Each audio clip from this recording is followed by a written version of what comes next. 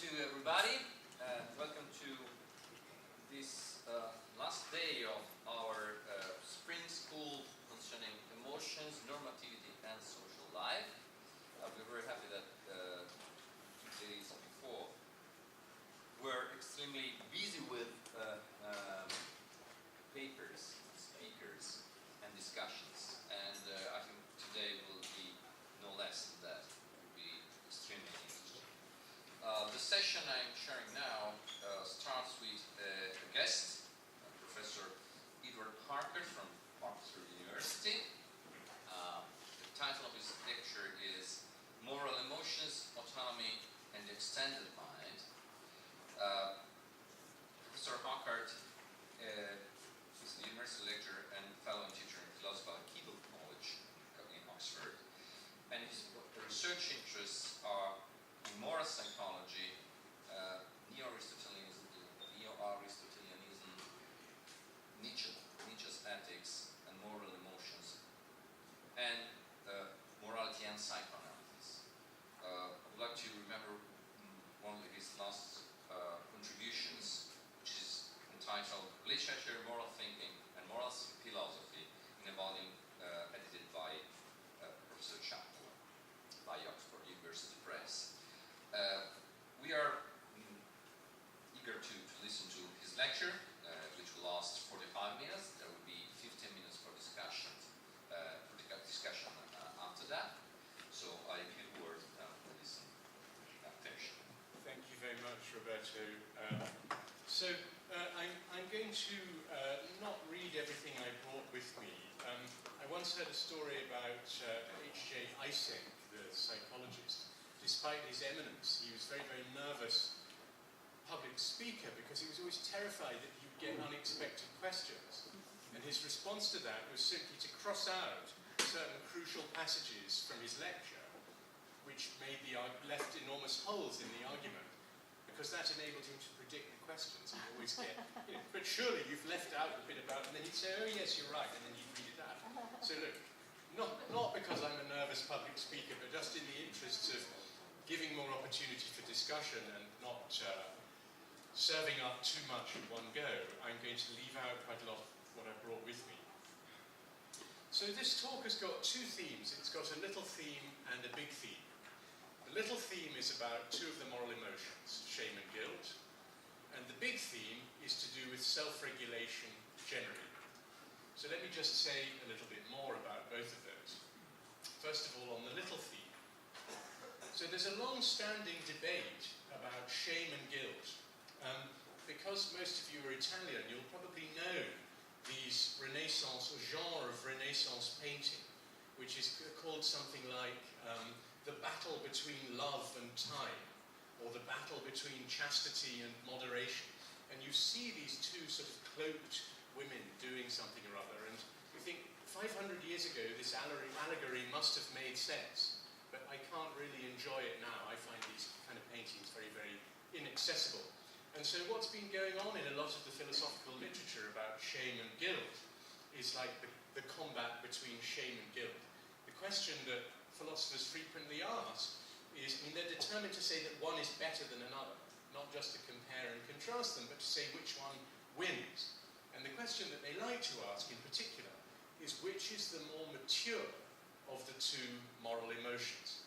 As it were, if my moral consciousness is dominated by shame rather than guilt, does that make me a more or rather a less mature person?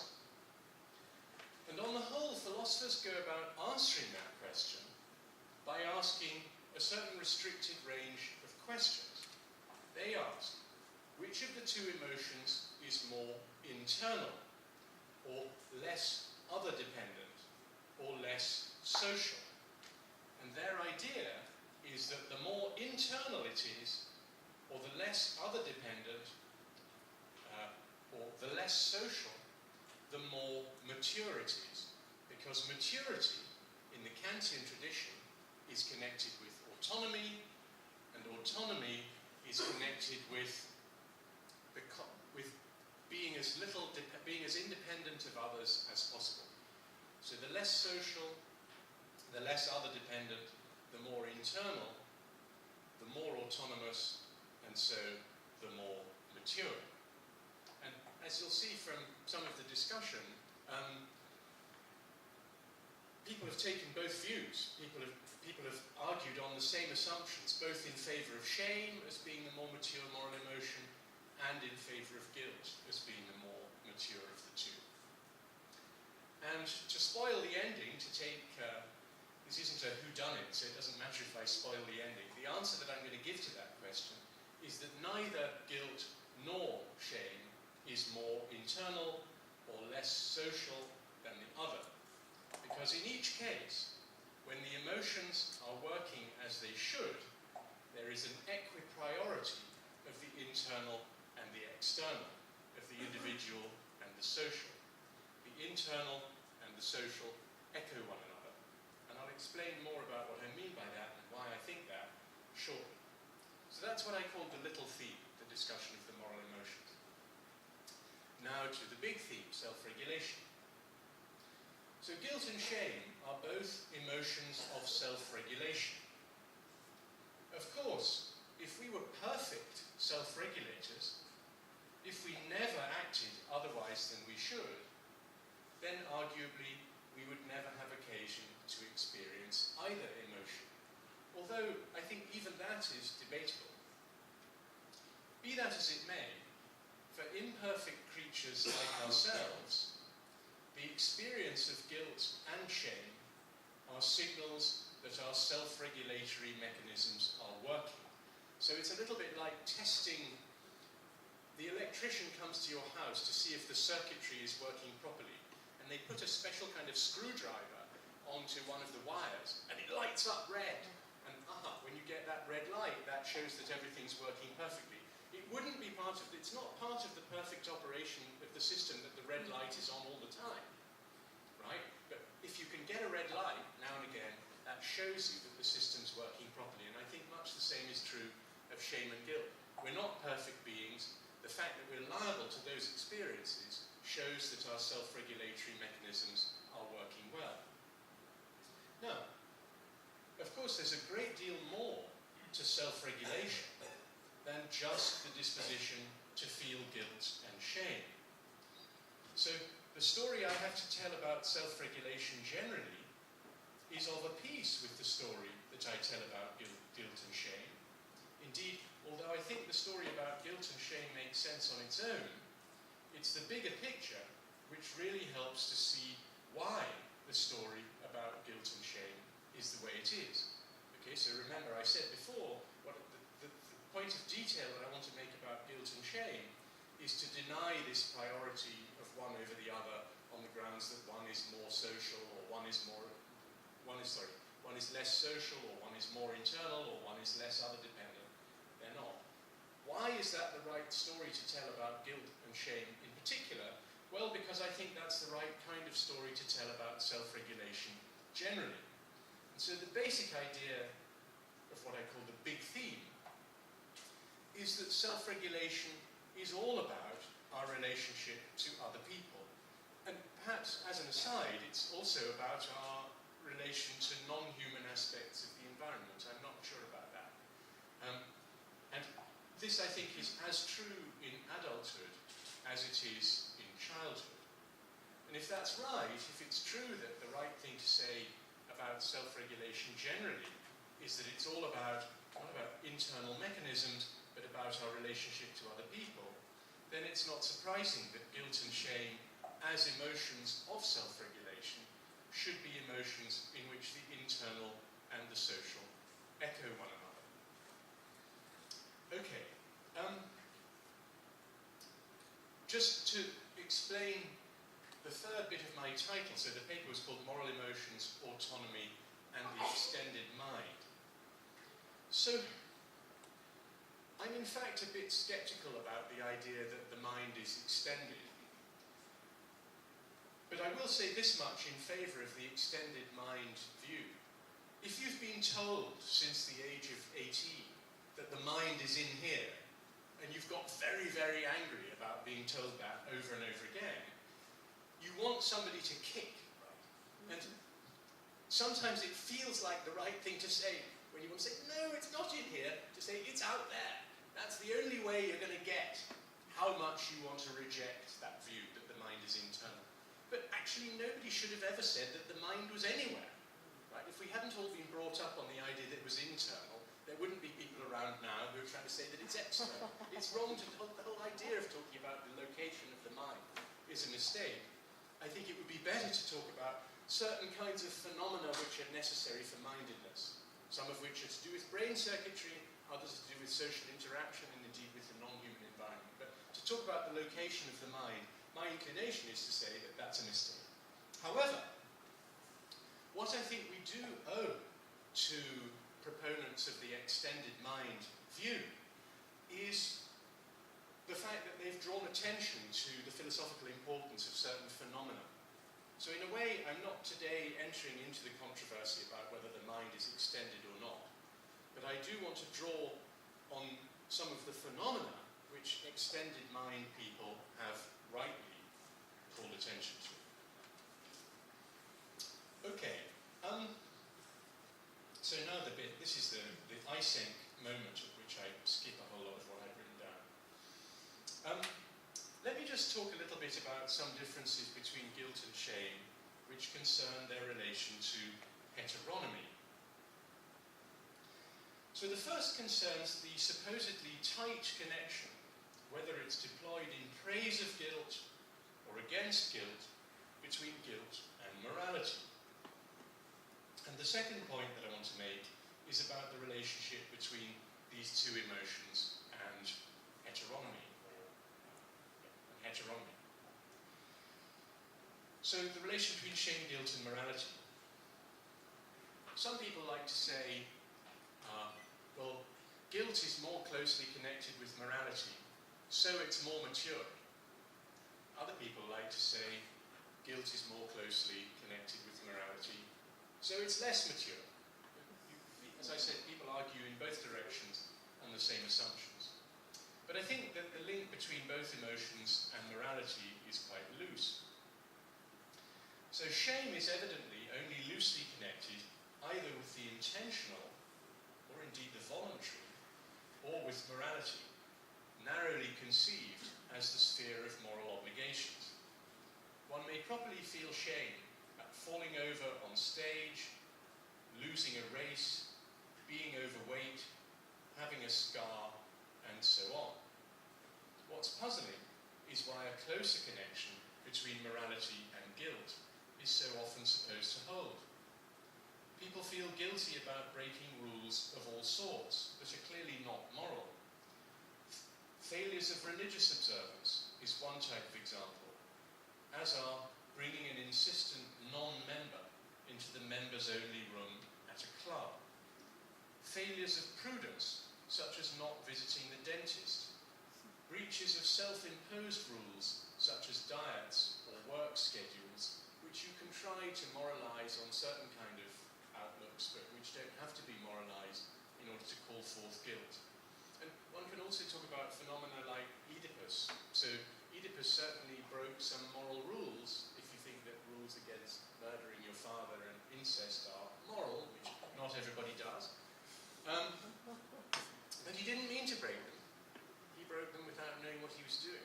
So I think that shows that there's a weak link between guilt and intentional transgression as well.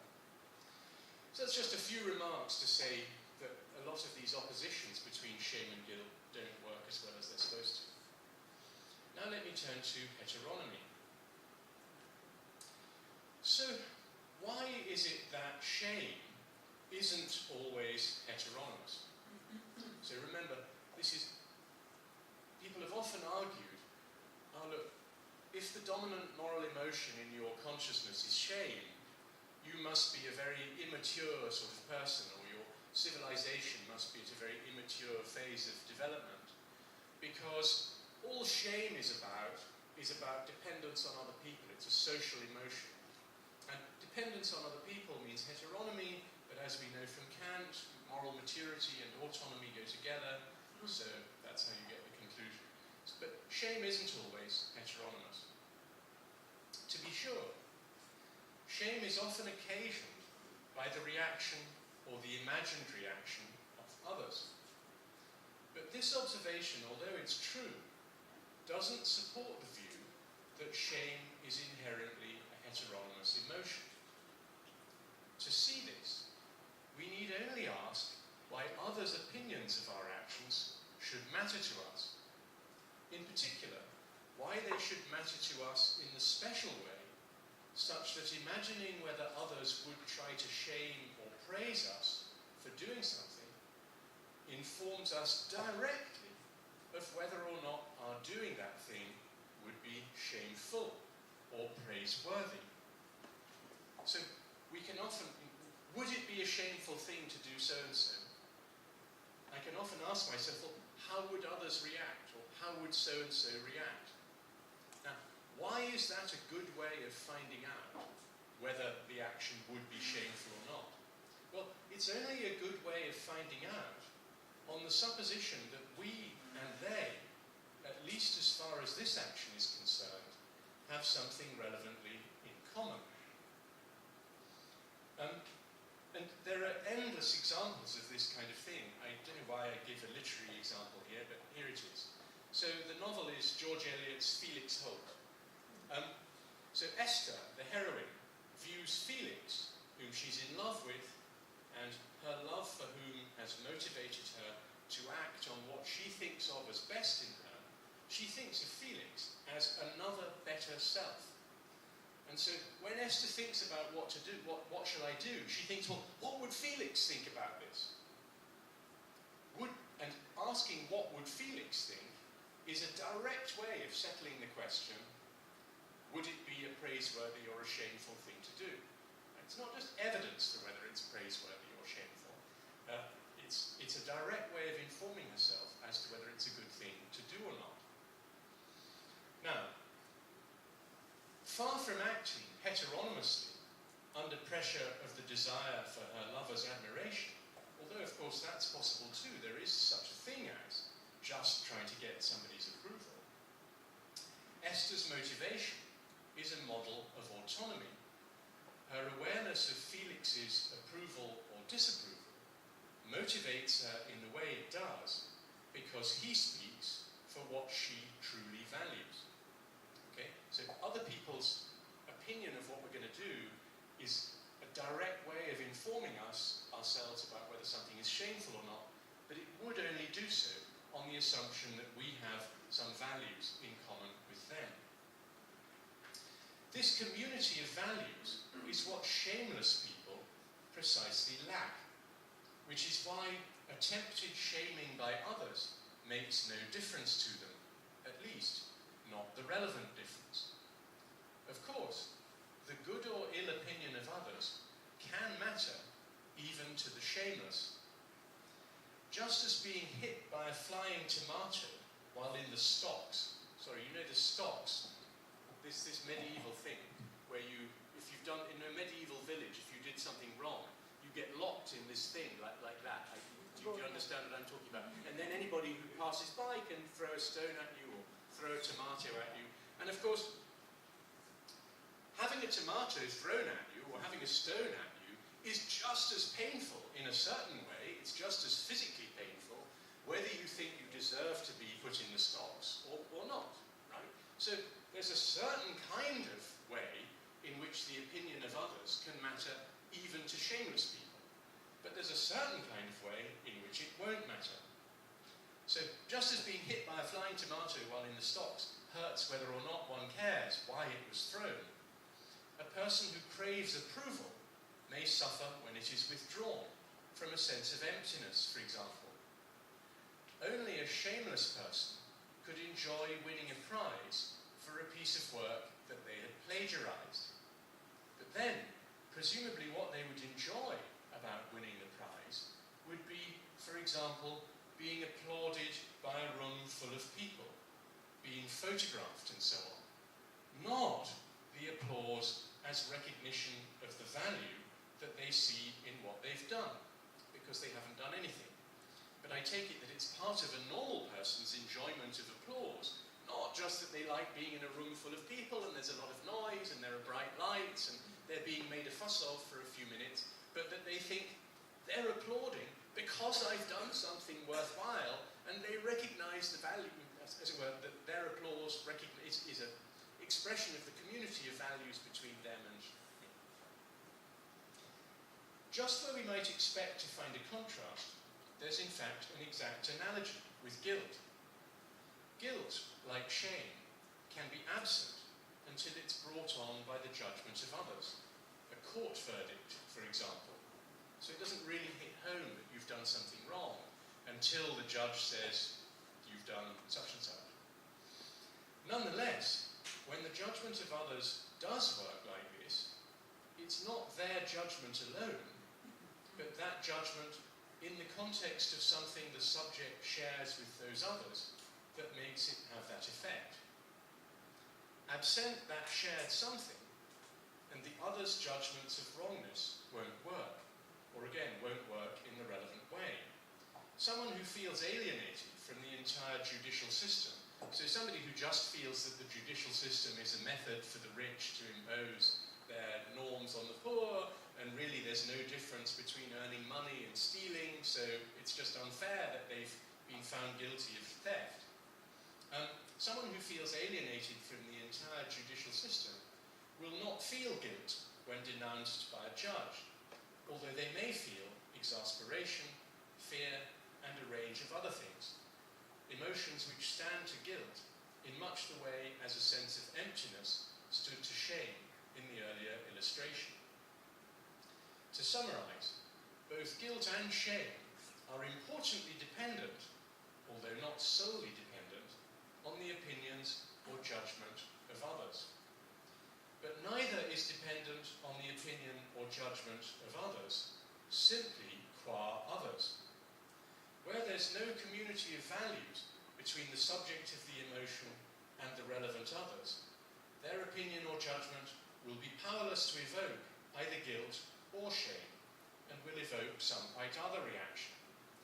The opinion or judgment of others matters in the shame and guilt evoking way, only if the others share something the subject also has, namely, the values in the light of which, whatever it is about the subject, is the object of one of these emotions. So that's what I meant by saying it's a mistake to think that in either guilt or shame, there is a priority of the individual over the social. In both cases, the individual, they're both social emotions, but they're both not merely social emotions, because the opinion of others matters only insofar as it echoes what the individual thinks about him or herself. In the light of these conclusions, it seems false either that shame is less internal than guilt, or that it's more internal. Whatever we're to say about this, we ought to say the same thing. But what exactly are we to say? And now, this is a very important point, because it's kind of linked between the two halves of the talk. What we need to do is to break the link between interiority and autonomy. Both emotions can, as we've seen, be in a certain sense interior and yet be heteronomous. Sorry, that's the bit that I left out. So there was a bit of argument earlier on that I skipped, which was designed to show that the mere fact that an emotion is interior, the mere fact that a judge or audience is internal to the mind doesn't necessarily mean that the emotion is autonomous, and I'll go over that in discussion if you want. Both emotions can be interior and yet be heteronomous, that is, fail to reflect the values of the subject of the emotions. But when they do reflect the subject's values, they seem neither obviously interior, because of the link to others' opinions and judgments, nor obviously heteronomous, because the opinions and judgments of others are also the subject's own. It's the assumed link between interiority and autonomy that is forcing us to choose between two badly formulated alternatives. To try to see a way past this, I now want to turn to autonomy and the extended mind.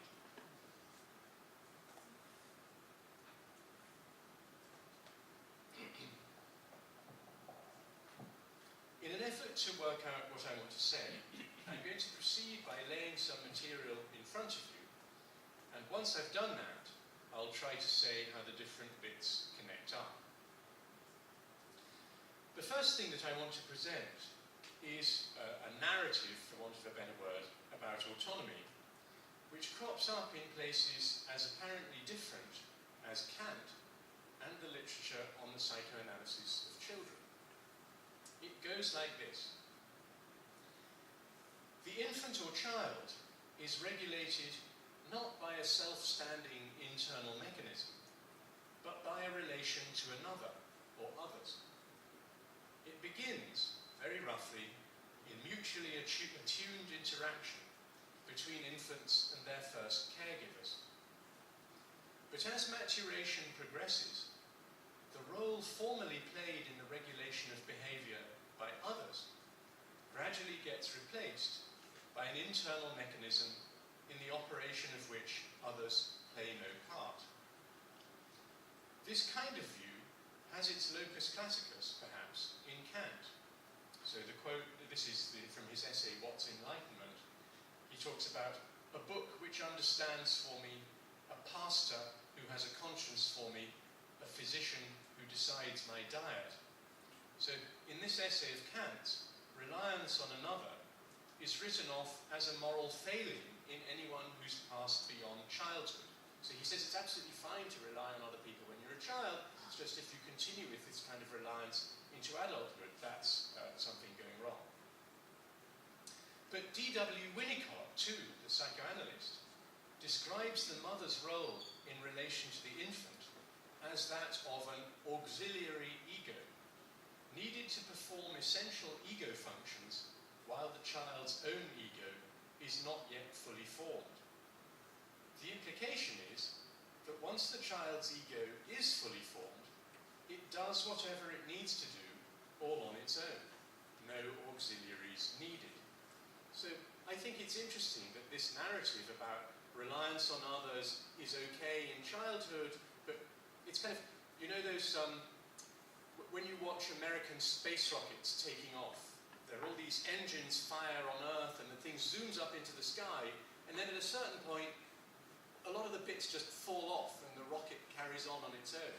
So the picture of maturation is a bit like the space rocket. But to get you up into the air, you need all these other rockets that are stuck to your outside. But at a certain point, if the rocket's working well, they just fall back to Earth and you, the solo rocket, travel into outer space. And I think we get that narrative about the way maturation relates to reliance on others in both Kant and in psychoanalysis of children.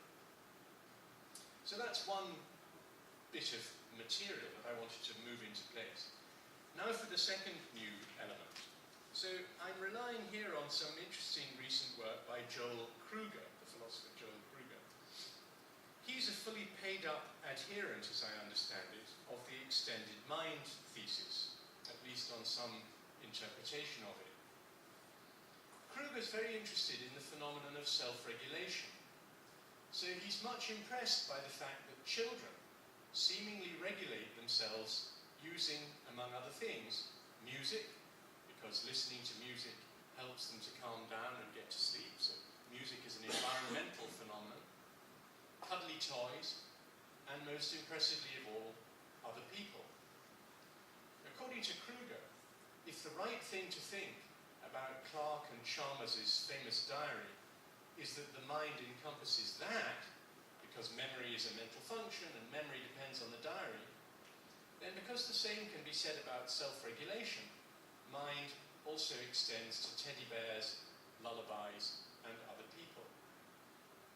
Now, as I said, I'm not trying to use these phenomena to argue for the conclusion that Kruger wants, that the mind is extended, but I think he's drawn attention to this extremely important phenomenon, that at least in childhood, our self-regulatory mechanisms critically involves things beyond the individual. Kruger's work here is grist to my mill for one and perhaps two reasons. First of all, the kinds of phenomena that he describes don't only involve children. So I think Kruger kind of says, isn't it funny that the extended mind thesis really works for kids? And I want to say, it doesn't just work for kids, right? You know, you've drawn attention to this terribly important thing about children, but it's just as true of adults. If adults are part of children's self-regulation system, adults are also part of adults' self-regulation systems. And not only in contrived situations where you get your friend to hide the whiskey because you know that otherwise you'll drink it. So that's a rather roundabout. You know, I know I'm weak-willed. I think if I'm left in the house on my own with a bottle of whiskey, then I'm going to drink more than I should. So I say to my friend, look, while I'm not in this needy state, please lock the whiskey in the cupboard and hide the key somewhere and don't tell me where it is. A kind of a disuse of the sirens phenomenon. But that's a case where we use other people to regulate ourselves. But that's in a very indirect way, where actually we're using others as self-conscious instruments of self-regulation. And what I'm trying to emphasize is the fact that that self-conscious instrumentality doesn't always characterize the way in which we depend on others for self-regulation, any more than it does in childhood. I mean, the child doesn't say, right, I'm feeling tired now, Mummy, sing me a lullaby, and then it goes to sleep. It's just, it would be implausible to say that the mind was extended if there was that degree of instrumentality involved, because, as it were, you'd already have a fully formed little practical reasoner who knew what its goals were and was just pursuing external means to those goals. So here, there are lots and lots and lots of examples of this. So just one really obvious example is talking to somebody you know about your worries. If I go home and I say to my wife, oh, this happened at work, and she just lets me go on and on and on, and when I finish talking, funnily enough, I feel better. Right? There are also less comfortable cases of this. So in that case, I know I've got a sympathetic audience, and unburdening myself enables me to calm down. In other words, down-regulate my emotions.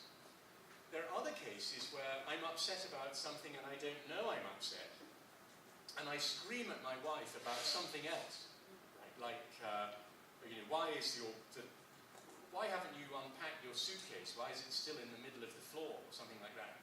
And I shout at her about the thing that I'm not worried about, and then, after shouting at her for a certain time, funnily enough, I feel fine, but she is shouting at me because I've succeeded in upsetting her. So, in psychoanalytic terms, what I've done is I've given her my bad feelings.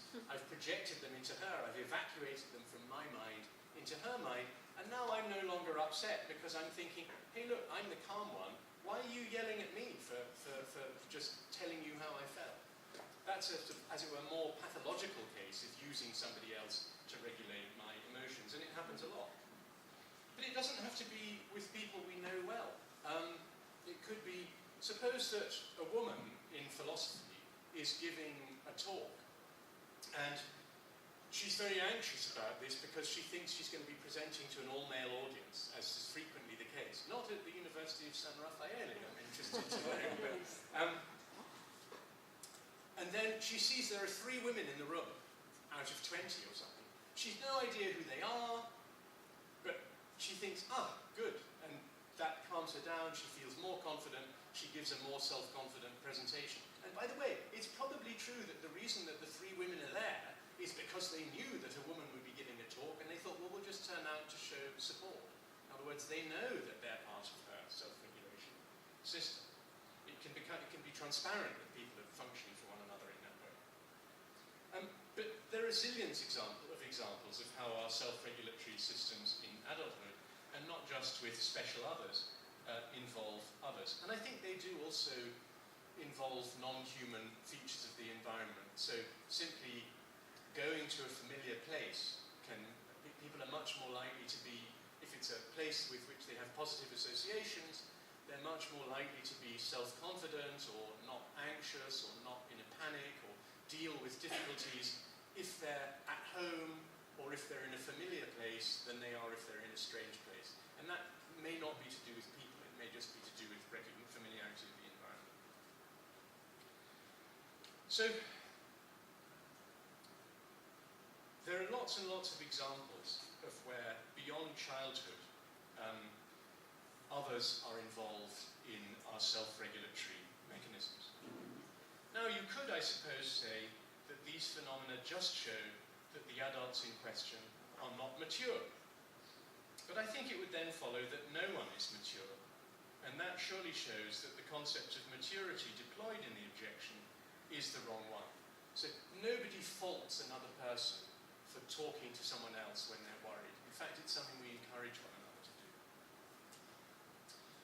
What's more, what I've been talking about for most of this paper up to now has been self-regulation. I much prefer that word to conscience, which I think comes up too often in connection with guilt and shame. Partly because self-regulation captures well a fact that I've emphasized, namely that the objects of guilt and shame needn't have anything in particular to do with morality, breaking diets, getting hit by an arrow, and so on. And partly because it makes it easier to say what I think is true, that guilt and shame are just parts of a much more inclusive system for the regulation of behavior, emotions, moods, and so on. So the first conclusion that I want to draw is this. The experiences of guilt and shame are just one side of the operation of a very complex system of self-regulation. Others can be part of our self-regulation systems in adulthood just as much as in childhood, as various examples show. The fact that both guilt and shame are not, in adulthood, and even when they're operating just as they should, essentially interior emotions, but rather rely importantly on a community of values between the subject and other people, is yet another example of adult self-regulation fitting the model that Kruger outlines for childhood. Okay, so now you can see the connection between what I was arguing in the first part of the paper, that guilt and shame, when they're operating normally, depend on this community of values between the subject and other people. And what I argued in the most recent bit, which is that self-regulation both in childhood and in adulthood is other involvement. So if you accept the general claim about self-regulation, it should be no surprise that the particular claim about shame and guilt is as it is. This fact, I think, also helps with an earlier difficulty. At least when guilt and shame are operating within our total psychology as they should, there is an embarrassment about trying to answer the question, are they interior or not? Saying yes seems to underplay the role of others in evoking and reinforcing them, while saying no seems to suggest falsely that the moral consciousness in which these emotions so operate is heteronymous, merely approval-seeking, and so on. Kruger's discussion of lullabies and parents suggests that the interior or heteronymous question is a bad question. His suggested explanation is that the question it relies on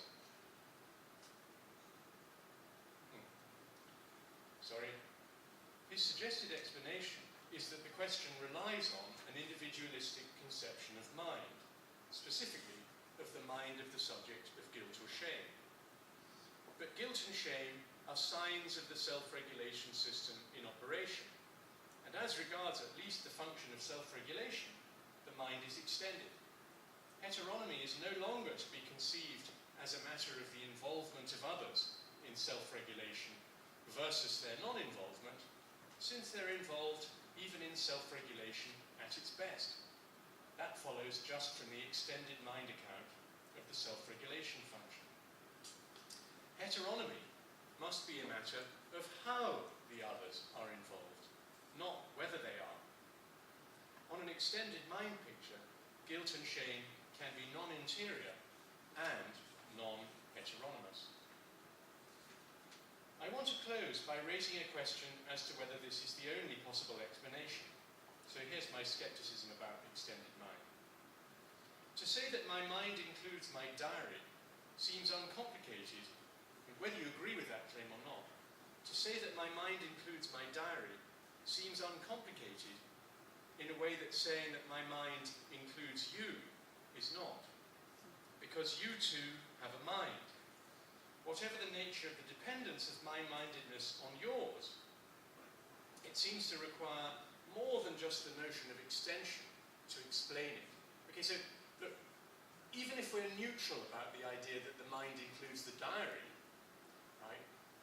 If the mind kind of adds these inanimate things to itself, okay, fine, because they're not competitors in a way. Nobody thinks that the diary has a mind of its own.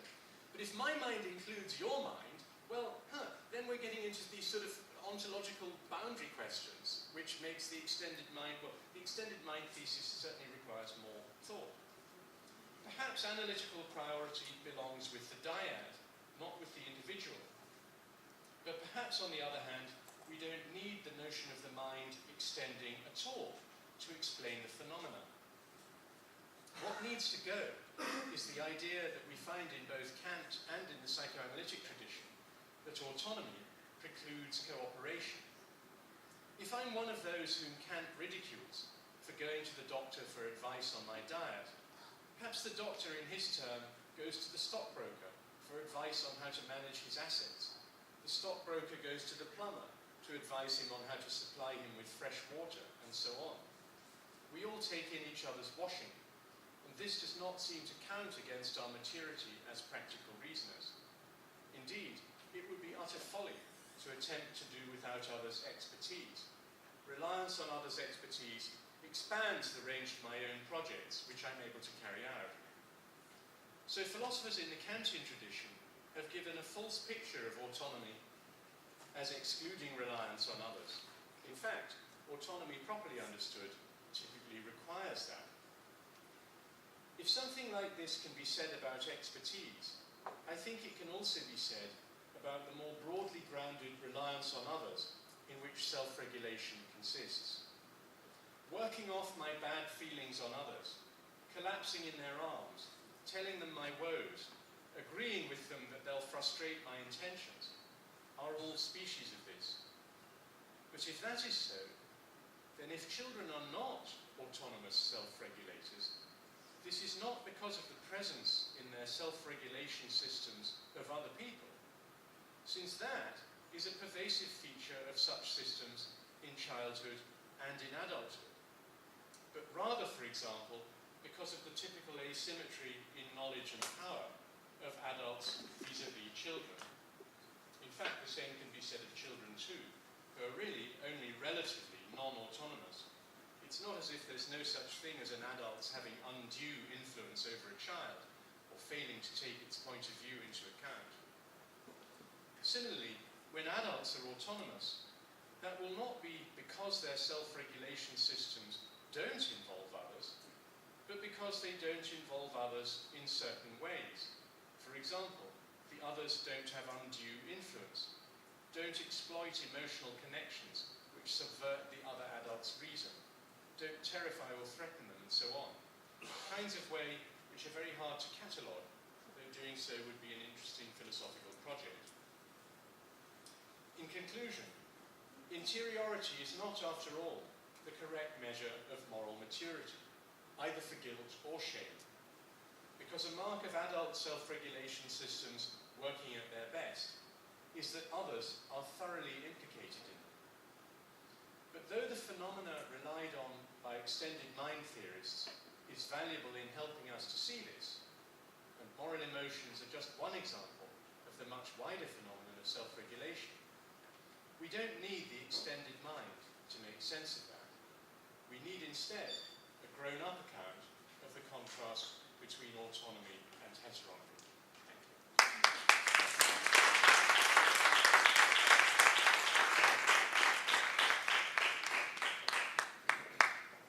Thank you very much. Okay, working. Thank you very much. It's been an extremely interesting lecture. So let's get up with the questions. I see one here, one over there, already, and one here. So would you like to start? And then fourth one over there.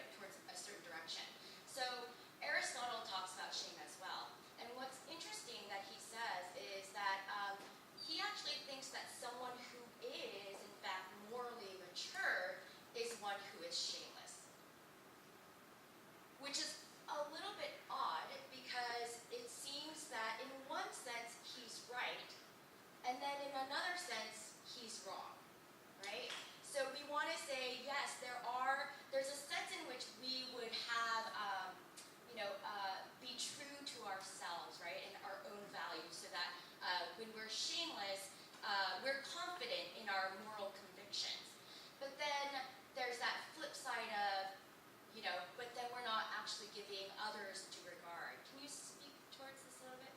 Well, yeah, just a sort of note on Aristotle. I'm not sure that Aristotle really said that mature people are shameless. He said that they will lack the disposition to feel shame, but that's because they'll never do anything that's shameful.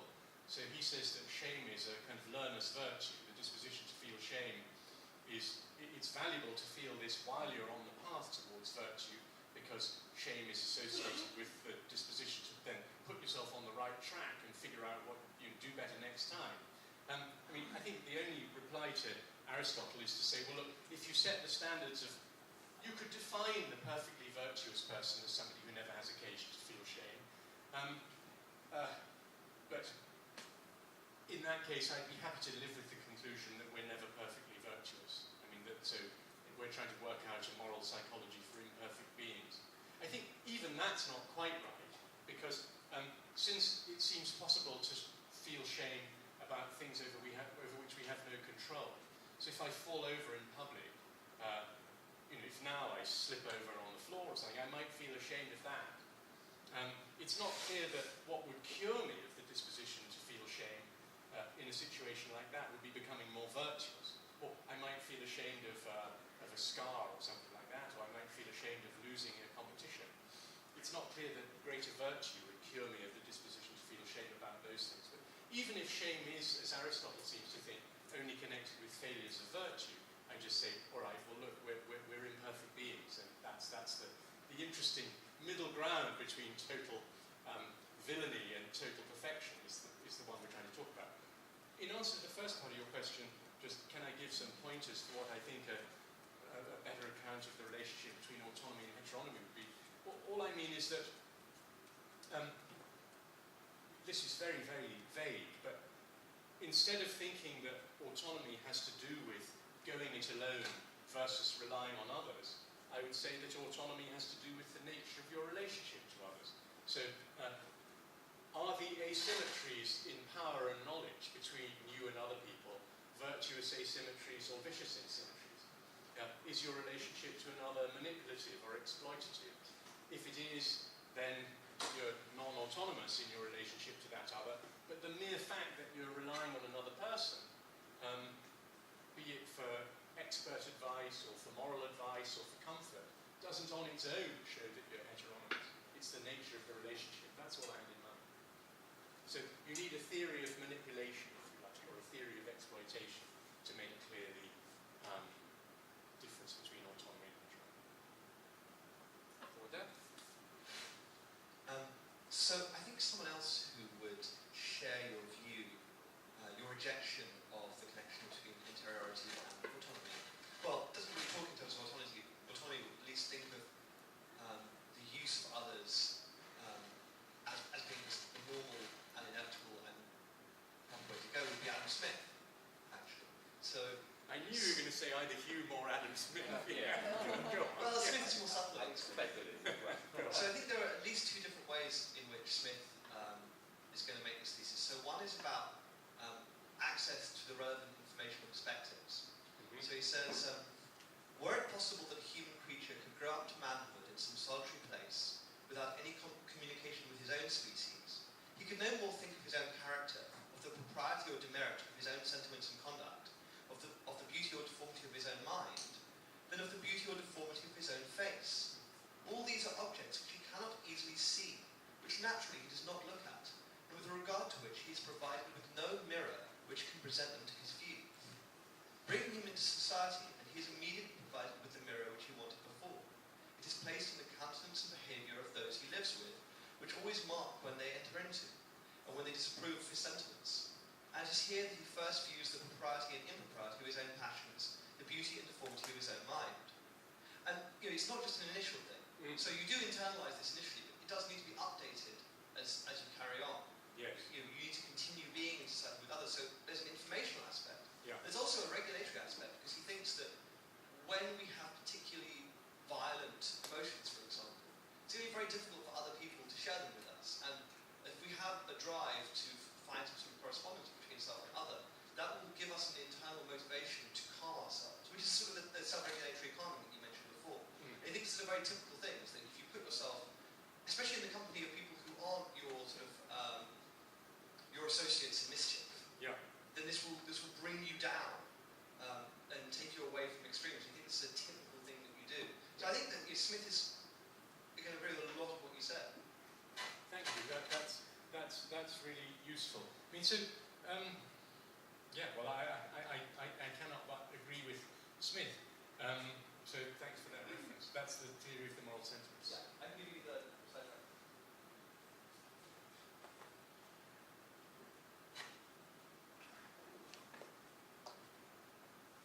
So I do have a clarification question, mainly, I think, which is about the connection you think that exists between guilt and shame and self-regulation.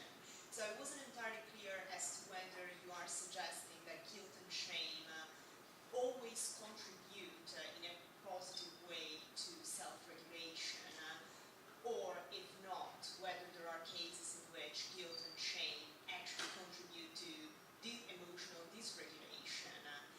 And I think the latter is the case, probably. And if so, if you would agree with that idea, do you think that in cases in which guilt and shame rather dysregulate than regulate, it is because there is a loss of balance between autonomy and heteronomy? So in other terms, when guilt and shame are dysfunctional, is it because we kind of lose that connection between self-evaluation and the contribution given by others? So either we rely too much on our own criteria, or we do give too much weight on other people's view of ourselves, or the potentially dysfunctional role of guilt and shame is independent of our of that connection between autonomy and heteronomy. Right. Thank you very much. So you're quite right to say that what I was claiming was not that guilt and shame always contribute in a positive way to a person's self-regulation, but that they do. And I said this phrase several times over, but since I didn't explain it, there's no reason why you should have understood it as flagging up the point of view you've just expressed. But I kept saying, when guilt and shame are functioning as they should. So I absolutely don't think that guilt and shame always contribute in a positive way to self-regulation. And in fact, one of the things that may need to be down-regulated is excessive shame or excessive guilt. So these emotions can themselves go wrong and contribute in a negative way to self-regulation. Now, your question's a really interesting one, which is, when they do go wrong, is that always because of this kind of the internal and the social, or the individual and the social, have somehow got out of sync? I'm not sure, but one of the cases that I described is a case where I think that is so. So, for example, one way in which guilt can be experienced as persecutory is if it's echoing the voice of another person whose values, as it were, you can't escape, but which you don't share. So let's take the case of a person who's had a very strict religious upbringing, and they've lost all the beliefs in adulthood which rationalize religious practice. So they no longer hold those beliefs. Nonetheless, they always feel guilty if they don't go to church on a Sunday. And however much they think through, well, look, given what I believe now, what's the point of going? So be kind to yourself, don't feel guilty. They can't get rid of the guilt. Now, it seems to me that this is a case in which the relationship between, first of all, they're experiencing the guilt as persecutory. It doesn't echo their own. They're experiencing the guilt as persecutory. It's not contributing in a positive way to their self-regulation, because it's forcing them into a form of behavior which they see as pointless. But also, it's because the guilt echoes a system of values or a set of values which they no longer share. So it's, as it were, the others who are echoing this are the wrong audience. Right? So I'm inclined to agree with you, but I'm not sure that I have enough to commit myself to that big generalization. And incidentally, you often get persecutory guilt in cases where people have had, let's say you've grown up with parents who have very, very explosive tempers. So they don't just say, look, that was wrong. They sort of thunder like Jove. You know, you always hearing this noise from your parents. And so what developmental psychologists often say is that if the message is delivered very, very loudly, what you hear is the noise rather than the message. And so it's difficult when you are growing up to understand the point of what these prohibitions or rules were. So, as it were, wherever your own values go in maturity, you'll still be hearing that very loud voice. And so it's likely to be out of harmony with views that you've acquired of your own. So I kind of think you're probably right, but I don't really know enough to say yes, definitely. So I have a feeling that perhaps this question you deliberately left out. But I was wondering whether the Kantian view was slightly misrepresented. So I think the peculiar feature of autonomy is supposed to highlight the contrast between uncritical acceptance of others' opinions and the ability to justify them. And therefore it seems that perhaps, of course, we in many cases, we are able to experience shame when we depend on others' norms, principles, that we are not able to justify ourselves, that we simply uncritically accept.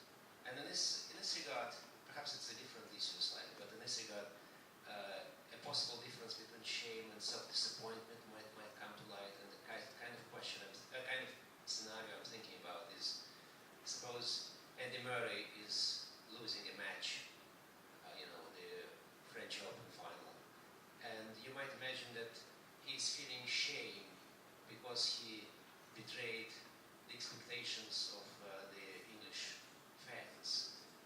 But on the other hand, of course, he might be able to also be thinking that what is wrong with my performance? My performance was perfectly fine, so far as it goes. He, of course, might have then experienced disappointment in himself because he failed, to win the match per se, but not because he was accepting again, critical expectations of others.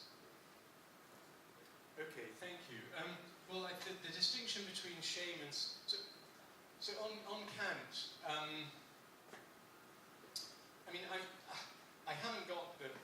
I don't think that little essay, "What is Enlightenment," should be taken as typical of Kant's work as a whole. I don't think that I've misrepresented what he says in that essay, but I don't, although, if you know the essay better than I do set me right on that. But it sounds right that what Kant would think was the relevant distinction was uncritical acceptance versus ability to justify.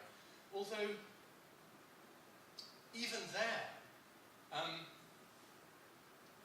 I think that whether Kant himself made too much of this, or whether it's just an interesting distinction, I think there are cases in which uncritical reliance on others is not a sign of heteronomy. So, in the case of expertise, I rely totally uncritically on my dentist. I don't get him to justify, why are you going to fill this tooth? What are the principles of dentistry that you're relying on? But also in cases of expertise, in cases of non-technical expertise, trusting somebody else to give me a good opinion on what to do. I don't think I need to be able to justify that person. It may be that the fact that the opinion comes from a trusted source functions as a kind of justification. So I don't know how far I want to go with that. If that's what Kant was saying, that the crucial thing is not reliance on others, but it's uncritical acceptance versus ability to justify for yourself, I think I'd want to disagree with Kant, even on that reformulated version of the view. On the distinction between self-disappointment and shame, were you saying that there's I mean, that's a very interesting distinction, and I think it'll be a matter of individual psychology whether somebody whether somebody merely experiences self-disappointment, or whether they also experience shame, or whether they experience shame instead. I'm not sure that we could say, so shame and self-disappointment are distinguished by their proper objects, because I think they'll have a lot of proper objects in common. But were you, just so that I get the question, were you linking that distinction to the distinction between what Kant is really getting at? Yeah, so I was to say that in shame we are disappointed in ourselves based on the principles and norms that others provided to us. Whereas in shame, in self-disappointment proper, we are again disappointed in ourselves, in our performance, but based on the principles that we are able to justify ourselves. So in the shame, the parameters are provided from the outside. In the case of self-disappointment, I am provided. Yeah, We can quickly. sorry. I suspect that in cases of self-disappointment, something like the virtuous echoing of your own views and other people's views will also operate. So if you say, I'm really disappointed with myself, I feel terrible, somebody else says, well, no, come on, you're being too hard on yourself, you didn't fail, or perhaps the standards against which you're judging yourself are too high, you're going to be able to regulate that emotion by bringing other people into it as well, even if it's a distinct emotion from shame. Okay. There are 3 more questions, but lest we are willing to skip the coffee break, I would ask the people who are going to pose questions to be very quick, very strict, and we will take the questions all together. So, Roberta, Margherita, and the person. Okay, very quickly, thank you, Roberta. It was extremely interesting, but it's maybe a follow-up. What you mean by sharing values, or in other terms, are there any other sources of values and their normativity than, say, tradition or the community you lived in?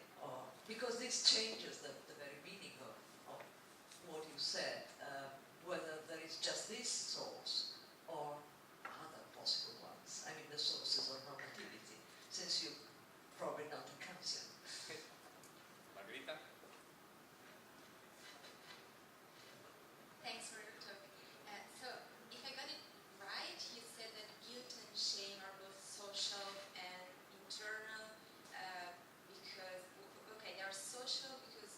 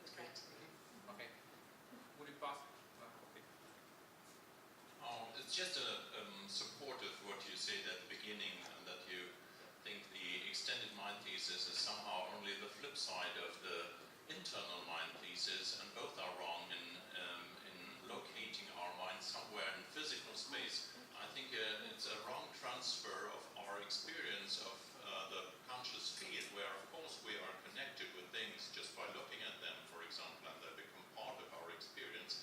And this is wrongly transferred into physical space where the mind has nothing to do, actually. And so both are mistaken in localizing the mind. We should rather look for the components of which are constitutive for our conscious experience in each case, and these are of course also external to our body. It's just a support. I'm particularly sympathetic to what you said here. Okay, good. A suggestion, were you willing to pose a question as well? Because Francesca told me I didn't see you. Okay. All right, so quickly. So Thomas, thank you very much. Since you just wanted to, I'm glad you agree, but thank you for that. That's helpful. So Roberta, the thing about the sources of values in tradition. I think there are two different senses of the word source here that we need to disentangle.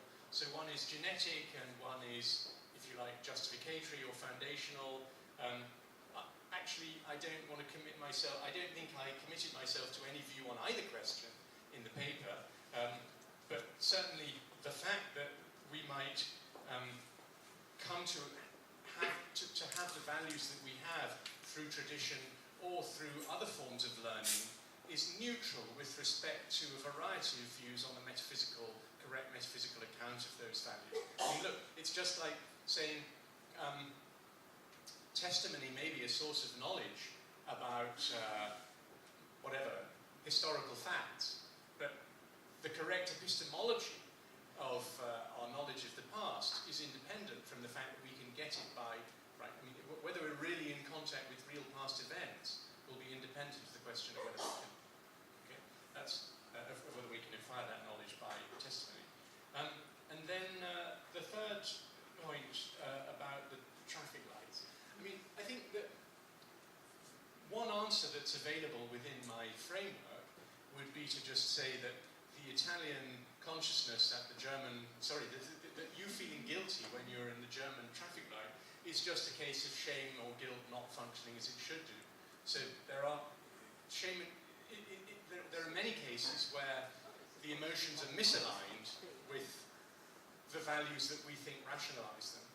And it could be that just under pressure, social pressure, because you're on your own and there are lots of people around you who think differently, you're pressurized into feeling guilty. And you might well think to yourself, oh, it's so annoying that I'm feeling guilty now, it's ruining my morning, you know, even though I'm not doing anything which by my own lights is wrong. That confirms my picture because it's a case of dysfunctional guilt.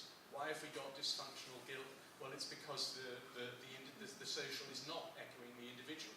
It's the emotion is not rationalized by values that you have in common with the people who are kind of enforcing that feeling. And so your relation to the German people at the traffic light is a heteronymous one.